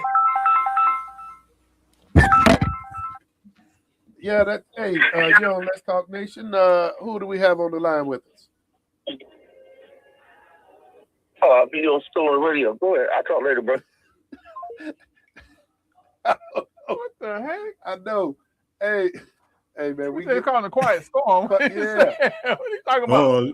I want to send this out to Tasha. All right. but Greg, the judge, man, that whole interview, man, was just incredible. One of the things that also stuck out when he talked about it, Doc just alluded to it, and you did too, about the need to reach back. The need to reach back, but then said something else, man, that was powerful. And we got to be cognizant of it. When we get into these spaces and places, don't just be happy to be the only one there. Yeah. Don't be the quota. Yeah. Don't be a quota. Don't be a self-imposed quota. Yeah, that's right. That's right. But listen, so when we talk about self-imposed quotas and different things like that, man, this is the first time that I can think of where in the Florida governor's race, we have the opportunity to have an African-American male as the Republican candidate and an African-American male as the Democratic candidate. How's that for a sign of the time? Well, not a sign of the time. How's that for a change in where this state was just 60 years ago? That's going to be a big change. And then if, what we're hearing take place, it's going to be even more so interesting. I mean, I don't know how serious it's going to be, but you just mentioned first time having a African-American Republican at the top of the leaderboard. And, on the Democratic side, we have an African-American that's running for governor, but then there's possibly a surprise entry into this. And Greg, you and I kind of sparsely had a conversation about this. So, you know, in the next couple of weeks, we'll see if third independent party individual jumps into this race that happens to be African American as well. Well, let's talk Florida politics for a minute. Doc, you got a minute? Yeah. So on the Republican side, and I want to point this out because I kind of find it interesting. I'm going to point something else out to you. But Jay Collin, the lieutenant governor for the state of Florida, who actually has the endorsement of Susan Palencia, Valencia. and Mike Sure. Chitwood. Mike Chitwood. Now, when we talk about the other candidate on the Democrat side, and we looked at the top two in this particular case, you have Byron Donald, and he has the endorsement of Trump, Bessent, Musk, Rick Scott, Ted Cruz, Sarah Huckabee. Ron DeSantis declined to endorse him because his wife has not determined if she's going to run just yet. So you know, that's on the Republican side. Yeah. So on the Democratic side, and you already kind of, you know, put this out there, but on the Democratic side, you have Orange County Mayor Jerry Demings. Yeah. But then Greg, go through his lineup of endorsement. Now listen, this one, if this name wasn't on here, I was gonna go knock on their door myself. All right. So his the first person that he has that's endorsed him is none other than former Congresswoman Val Demings, his wife. So she's endorsed him. But he also has Al Lawson. Interesting story. Al Lawson's son went to school in Tallahassee. I think he went to Florida High in Tallahassee, and the graduation for FAMU this weekend was in the Al Lawson multi-purpose center. Okay. Also, he has Bob Butterworth, the former AG. AG for the state of Florida. Mm-hmm. John Mina, which makes sense for Jerry Demings. John Mina is the current sheriff for Orange County. Jerry Demings is the former sheriff of Orange County. That's the state And that both he had. of them work. They were chief of police with the city of Orlando. That's right. Then you also have, which kind of surprised me, but it makes sense also because they know each other. They go way back. A former chief judge for Orange County for the Ninth Circuit, Belvin Perry, and also Buddy Dyer, City of Orlando. mayor. Yeah. The other person on the Democrat side Is David Jolly. And Greg, correct me. David Jolly did he get an appointment at one point in time in Congress? Was it Senate or was it in the House? It was a House, if I recall, right? Okay. Yeah. So and it was, did he serve out the rest of somebody's term or That's something? what he did, yeah. Okay. Yeah. And so the lineup that he has is University of Miami, former president is Donna Shalane, She was also, was she in Secretary of State. Was that Clinton? Yes. Yeah, Yes. yeah, Clinton's administration. Yeah, Yes. that's right. Who else? You have Betty Castor. She was Congresswoman. All right. So who was her daughter? Is it Kathy? Is it? Castadental. Yeah. The current The Orange current County supervisor of election. Yeah. Boy, look at this. Look at this. Boy. Yeah. Isn't that interesting? And then Supreme Court Justice. Barbara Perriente. Man, boy, we sharpening some IQs up here. Interesting thing about Barbara Perriente, about 5 years ago, I represented her in-law in a case. And I would talk to her on the phone because she was like, I just want to make sure that you're handling this case right. So I talked to her, she's like, oh, you got it. You got it. So I got a stamp of approval from a former Florida Supreme Court justice when I was handling the case for her in-law. Because she was like, if I don't like you, I'm going to tell them to go somewhere else. And she was for real. Yeah. And Greg, this next name, isn't he still a commentary on one of the, I believe it's CNN. Yeah. But Ehrenberg, he state attorney. Yep, that's right. He's been appointed as a state attorney, and he wasn't. I think he got elected also. Yeah. This next name, Nan Rich. Now I don't know if you remember this, Doc, but when I was running for Orange County Commission, and Nan Rich was running for governor at the time, she actually came to Orlando, and she and I actually were talking about me helping out her campaign when she was running back in 2013 is around the time that I met her. Great. Nan Rich, was she in the Senate at one point in time? Once that she was, you talking about state Senate? Yeah. Okay. Yeah. Nan Rich. Yep. And the last name, Mercado. That one kind of surprised me. Because I thought that Amy Mercado and Jerry Demings were cool. I really and truly did. But Amy Mercado, who is the current Orange County property appraiser. Yeah, but you know what, Greg? Here's the thing, man. And here's something that people need to realize: you can be cool as ice, Yeah. but timing is everything. And David Jolly been running for governor for almost a year now. Yeah. And so he was out of the gates fast. Yeah. Yeah. And so, you know, one of the things you and I, Doc knows this as well. Once a person commits to you, their word and image and brand is Yeah. all they got unless you do something real stupid or unless they're forced and they come up with another excuse to abandon you. Or unless that is the person that double crossed me. Yeah. I ain't gonna mention the name because we good now. Yeah. But I got double crossed and I had to pay him back. And I did. Oh, yeah, and you I had did. to pay him back. Hey, Listen, hey, Doc, that was that. listen, that was personal. Hey, And I told her, I said after it was done, I said I did that because that was personal. hey, Doc, you know That who was we personal. talking about, but we ain't gonna go there. Mission accomplished. Yeah, Accomplished. yeah, yeah. And he can put That's laughable. Yeah.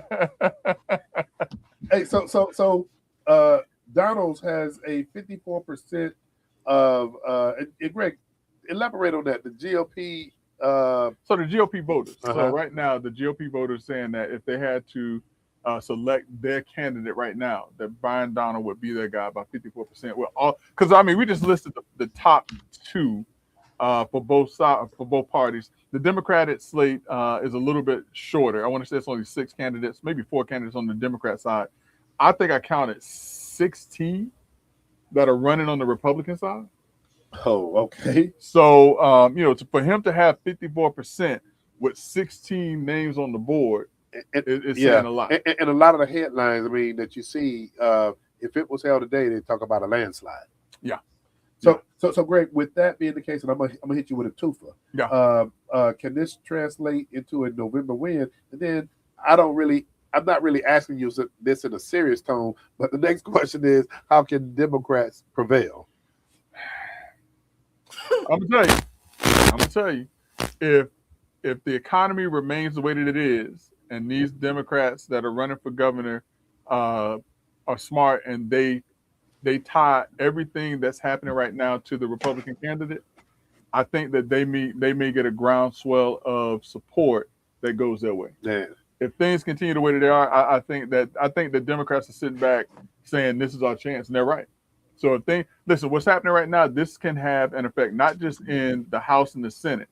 This can have an effect on statewide races such as the governor's races as well. Well, I guess we will sit back and wait and see, because right now, when you talk about the national polling, right, and how bad that is, we're in a place where anything can happen. Y'all seem much hopeful for Democrats than I am. I mean, listen. What's really in there? Because they're not getting in. Well, I'm a Democrat. We're not getting in our own way this time. Well, tell me what Democrats are doing right now to get in their own way. We're not, but we're not differentiating ourselves either. He did say we. Did you say we? Yeah, I'm a Democrat. You told me you was an independent. No, I told you I was thinking about it. Man. I had planned to go, but I'm still there. Well, I'll say chicken. I ain't like taco, so. Well, General, I have to say this because we only have 2 minutes remaining. Yeah, we cannot go next week. We have to delve down into the candidates for Orange County Mayor, and we're going to start extending the invitation to the top 3 candidates in that race. Probably top 4 to be fair. Top 4, yeah, okay. Top 4 to be fair. So we'll be extending that invitation to come on Let's Talk Nation and let them tell the people what they want them to know. Yeah, I mean, because you got Murphy, Uribe, Moore Russell, and Fust, I believe. So you gotta go with the top 4. Okay. Yeah. So I mean, listen. I don't listen. I'm just gonna say it. I love Myra Uribe. Absolutely, she is a great lady. The only issue was that Tiffany Moore Russell and I have known each other for a lot. We went to law school together. She and I have never had any beef. She never told me she would support me and didn't do it. When she couldn't do something, she didn't do it. Yeah. And so when I found out she was running, I committed. And no matter what, that's where I'm staying. So. And let's don't discount relationships. Relationships do matter. Right. Yeah. So next week we're gonna start having this dialogue. We're gonna extend invitations, and we're gonna let you, the audience, judge for yourself. So with that being said, tune in to Let's Talk Nation next week to find out what you want to know about the Orange County candidates for mayor. Hey, Brother Jackson, the general, you know, I love the fact that I learned where you got that name, the general, from now. Yeah. Got to give Supreme Court Justice Perry some credit for that. Absolutely. But hey, brother, but you don't have to go home. Got to get out of here. We'll see you next week on Let's Talk Nation.